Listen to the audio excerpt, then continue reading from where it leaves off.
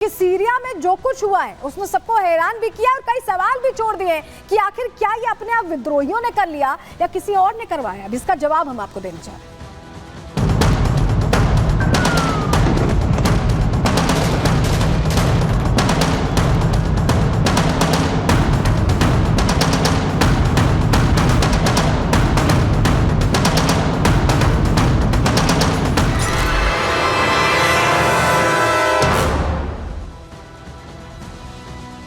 Syria में तख्ता पलट हो चुका है और इस बीच इजराइल ने ऑपरेशन न्यू ईस्ट शुरू कर दिया है।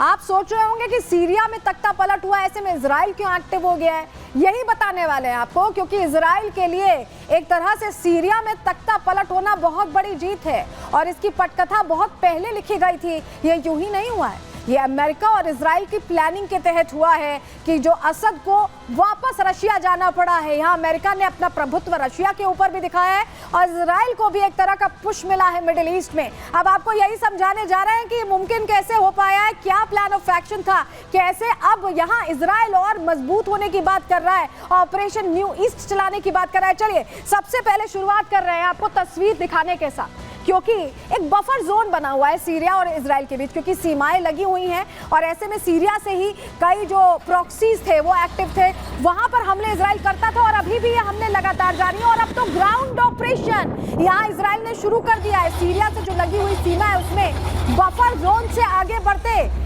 आईडीएफ फोर्सेस दिखाई दे रही हैं। तस्वीर हम आपको ये टैंक की दिखा रहे हैं। बफर जोन में अब कब्जा कर लिया इजराइल ने।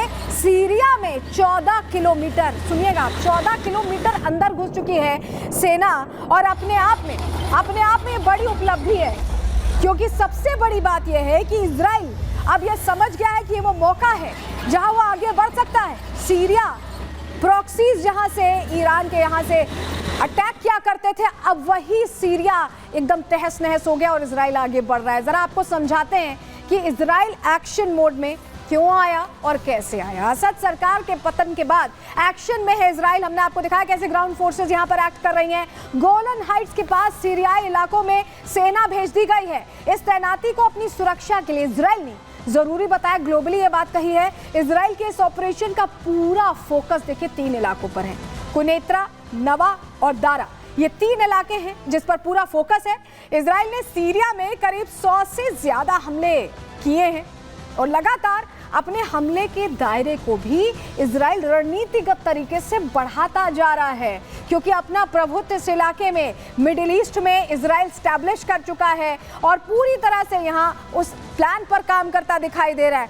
और आपको समझाते हैं, इजराइल के इस एक्शन के बीच कहीं ना कहीं ईरान बहुत कमजोर पड़ गया है, क्योंकि ईरान के लिए सीरिया वो लिंक था जहां पर वो अपने प्रॉक्सीज भेजकर इजराइल पर हमले करवाता था और यहाँ वो प्लान अब बुरी तरह से डीएक्टिवेट हो गया, क्योंकि सीरिया विद्रोहियों का हो चुका है। अब उतनी चल नहीं पाएगी ईरान की। चलिए आपके सामने जरा जानकारी रखते हैं कि कैसे हम ये कह रहे हैं, क्यों ये कह रहे हैं।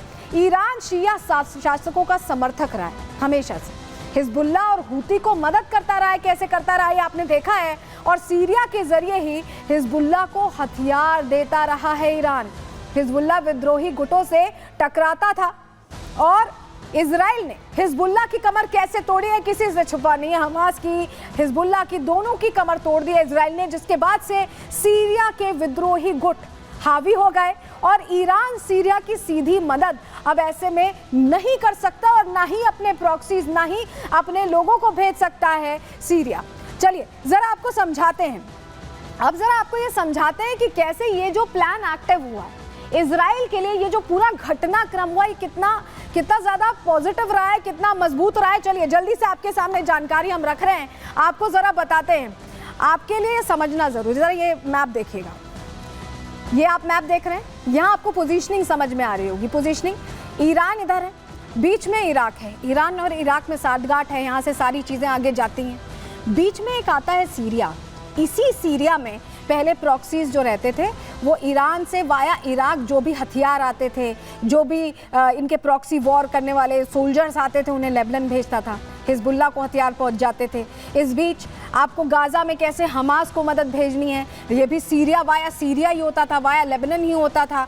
लेकिन अब सीरिया यहाँ पर पहुंच से बाहर हो गया ईरान के, तो क्या होगा, ये होगा कि ईरान को वो हथियार भेजने में दिक्कत आएगी। हिजबुल्लाह के पास हथियार नहीं पहुंचेंगे, हमास तो लगभग खत्म हो ही चुका है, यूती भी कैसे अब धराशायी हो गया है। तो ऐसे में सीरिया का गायब होना अपने आप में बहुत बड़ी मुश्किल खड़ी कर रहा है, लेकिन इजराइल को उतनी ही मजबूती दे रहा है। ऑपरेशन न्यू ईस्ट ये जो इजराइल चला रहा है, इससे क्या हो रहा है? लगातार हथियारों के डिपो को इजराइल निशाना बना रहा है। आपके सामने हम ये जानकारी रख रहे हैं। इजराइल को लगता है कि इसी इलाके से वेस्ट बैंक को मदद दी गई है, जहां पर जिस तरह के हालात बन रहे थे आप जानते हैं, और साउथ लेबनान में भी हथियारों की सप्लाई यहीं से की जाती है। इस इलाके में ना तो इजराइल का सर्वेलांस था, ना इजराइल पता कर पाता था, लेकिन अब इजराइल आगे बढ़ रहा है। इस इलाके में कार्रवाई करना भी इजराइल के लिए मुश्किल हुआ करता था एक समय में।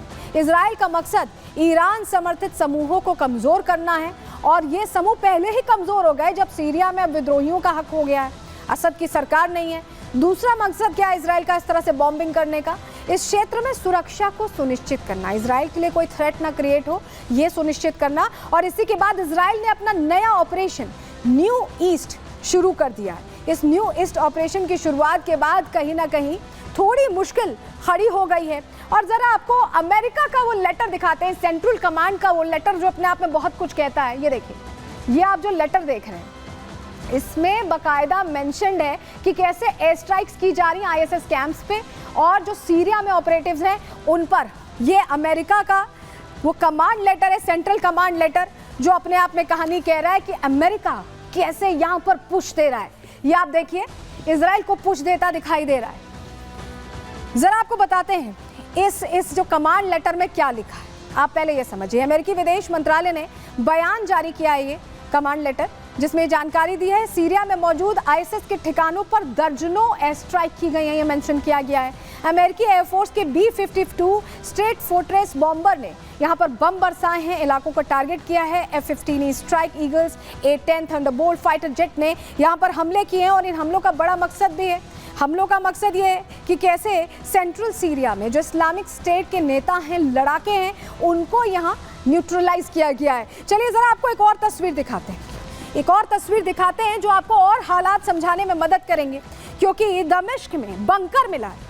बंकर किस लिए बनाया गया था ये सवाल है, लेकिन तस्वीर देखिए। मोहर असद का अंडरग्राउंड ये बंकर है, जहां पर शायद वो भागने की तैयारी थी, हो सकता है इसी से जब वो गए हैं, जब वो फ्लाई करके रशिया गए हैं तो वहां पहुंचे।